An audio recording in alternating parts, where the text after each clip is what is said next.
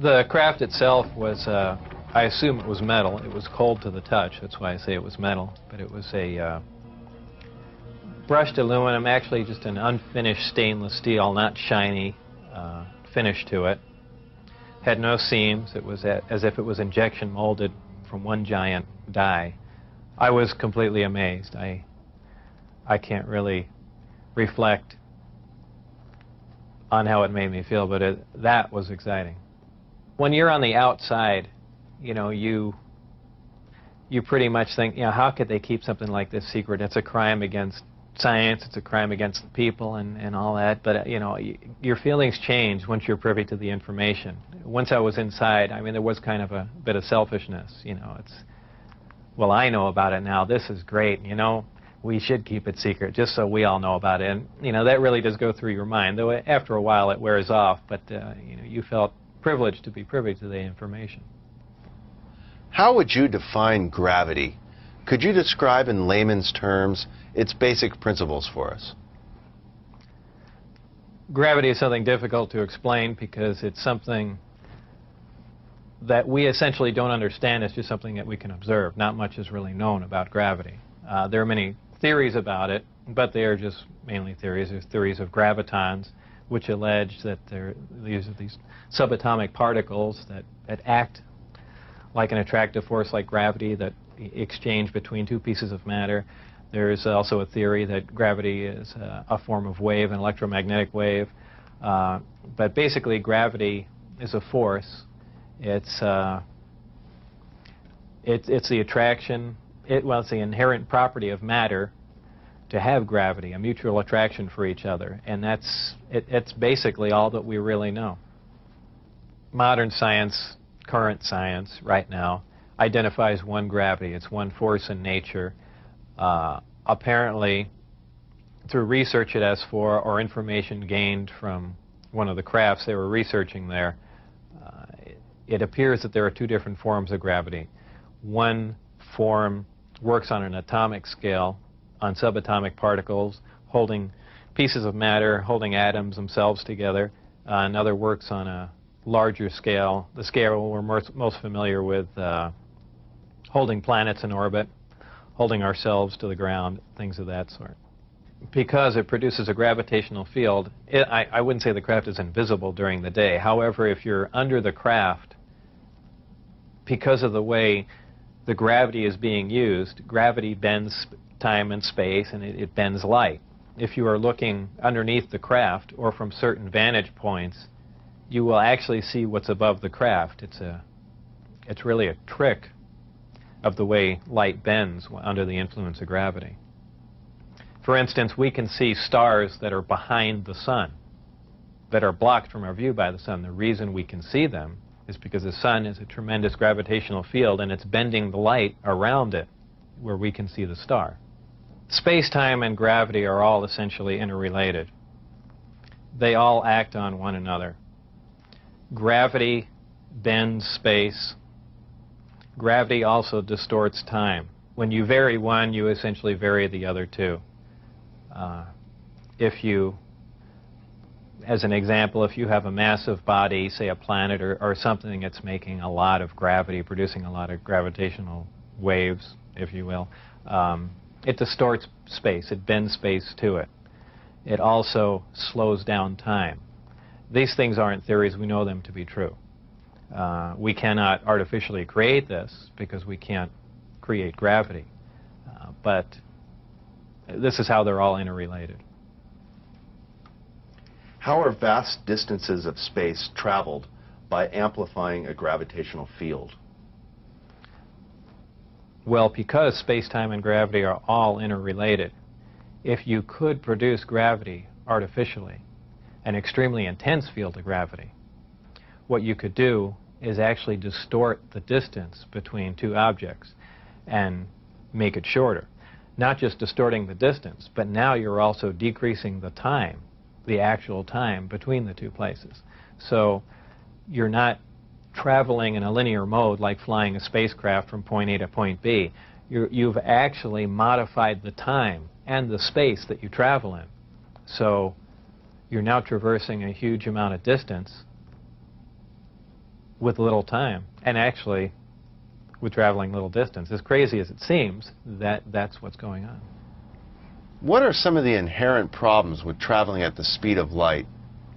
There are several problems traveling at the speed of light. Just a couple of them are the fact that as your speed increases, so does your mass proportionally.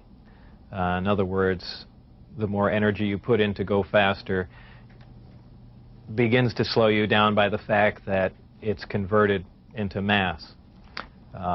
You have other problems like just traveling at such an extreme velocity, navigational problems, the fact that you might run into little tiny micrometeorites at speeds like this. They would undoubtedly destroy your craft. There's just a whole host of problems that you're going to run into just attempting to do something like that. Aside from the fact the amount of energy required to accelerate to the speed of light is horrendous. Could you briefly describe Project Looking Glass and Project Sidekick for us? Project Sidekick was another project going on with Galileo. Galileo was the project that I was involved in. Sidekick dealt with any of the weapon potential of the craft, whether or not the craft had a weapon in it or could it be used as a weapon, but it had something to do with some sort of particle beam configuration where the gravity generator can be used as a lens to focus a weapon of some sort, similar to the SDI device we were working on in the 80s, but with the potential of a focusing device using the gravity generator. And Project Looking Glass? Project Looking Glass dealt with the distortion, the fact that there's a time distortion, essentially looking back in time, and by that I do not mean looking back years ago to see the wagon train days. They're looking for distortions that are milliseconds in time, and what that was used for, I don't know, but that was just observing the time, the time distortion, time dilation phenomena of the craft in operation. What is element 115? Is it found here on Earth, or is it strictly an extraterrestrial material? 115 is strictly an extraterrestrial material. It probably occurs naturally in some other places, maybe other star systems. Some people not familiar with science or chemistry say, well, that's ridiculous, all the elements occur on Earth, you know. But that's not true. There are elements on the periodic chart that aren't found on Earth. I believe the Heavy Ion Research Lab in Darmstadt, Germany, has reached element 112 recently. So 115 isn't that far away. And when they synthesize it, it's not like they're making a couple ounces of it. They're talking about 1 or 2 atoms of it. To make any usable quantity of a heavy element like that is virtually impossible. Element 115 is in the top of the reactor. And the base of the reactor apparently is a small, something similar to a cyclotron. It's a particle accelerator. A particle is accelerated to high speed and then deflected up a small tube, and it's aimed at the 115. This transmutes the 115, similar to the way we do that in a normal particle accelerator. This causes a reaction, a radiation emission that we really haven't seen before. It produces antimatter. This antimatter is guided down a tuned tube and reacts with a gas. When matter and antimatter react, they convert to 100% energy. This energy is converted, heat energy, is converted to electrical power in the reactor itself. This is done through a thermoelectric converter. And this electrical power is used to power other subsystems on the craft, though there is no wiring, you know, as we would know it. Also, that's almost a byproduct of the reactor. The reactor also sets up a gravitational wave from the 115 being bombarded. This gravitational wave was present at the top of the reactor and is essentially guided in the same way microwaves are guided through tuned tubes.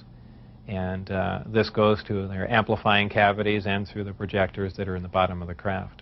With the gravity generators running, is there thermal radiation danger to the crew? There is no thermal radiation while the reactor is running.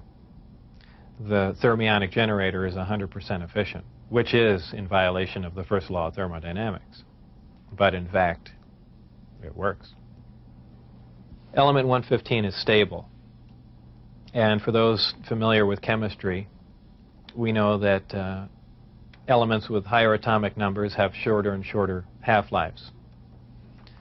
However, when you reach a certain point, they call it the island of stability. There is a place, and we've theorized this for a long time. Somewhere around 114 to 116, there should be an area in there where the nucleus of the atom is geometrically stable with protons and neutrons, where it no longer decays. It's not radioactive. 115 is, in fact, this element. In fact, it does occur again somewhere around element 247. Of course, we're nowhere near synthesizing that, and we can only predict things like that, but that's where 115 is.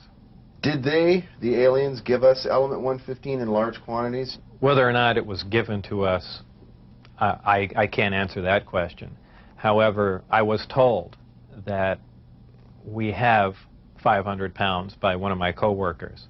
How it was obtained and where exactly it came from, I don't know. Whether it came in one of the crafts or it was separate cargo somewhere, anyone can speculate. But I was told that was the figure. You were able to get away with a sample of element 115. How much did you get away with? No comment. You witnessed several nighttime test flights unofficially while off the base. What did you see? The test flights I saw off the base, actually the best test flight was witnessed by my friends who I had brought out there. At the exact moment the craft was hopping around and doing some really impressive maneuvers, I had turned around and I think was looking for the video camera or something to that effect. But I missed some of the most impressive maneuvers. But the craft was similar to what was done before that I had seen close up, other than the fact that it went above the mountain range, moved a much greater distance at a much higher rate of speed. How were you able to find out about the test flight schedules? The test flight schedules were told to me specifically because I was probably going to have to be present during those times. And at that time, the test flights were taking place on Wednesday nights. And from what they said, that was because that was statistically the least amount of traffic in the area. And that's all that they were concerned about. Does the propulsion system release any sort of discharge or exhaust? There was a high voltage discharge on the bottom of the craft, but as far as there being an exhaust, there was none. Why did they appear as glowing balls of light in the night sky? Well, that's kind of the same reason why a neon light or a fluorescent light lights up. What you're dealing with is a high energy source in essentially a gas atmosphere, oxygen, nitrogen. And when you apply enough energy to a gas molecule, they emit photons, they emit light.